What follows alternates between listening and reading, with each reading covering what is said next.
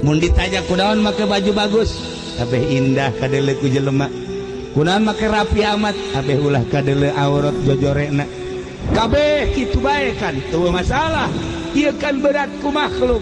padahal mah kolbu teu pernah dibersihan nu neuleuna Allah innallaha la yanzuru ila suwarikum walakin yanzuru ila qulubikum aya ria aya hasud aya hubul jahubul mah berbagai penyakit-penyakit di jero hate urang kadeuleun ku Gusti Allah kunaon teu pernah ditutupan ai awak mah leuh kotor seetik dibersihan ditutupan ai awak mah jore seetik dibersihan ditutupan bahkan supaya bagus sekali ditipu ieu bangsa anu naon gitu karena hideung-hideung dan lain sebagainya ditutupan supaya kadeuleuna bagus zahir mah ku urang diurusan kolbu terus-terusan dideuleuh ku Gusti Allah anu teu pernah teu deuleukeun Gusti Allah ieu teu pernah dibersihan cara ngabersihan jeung nutupanana tobatan ku urang ka Gusti Allah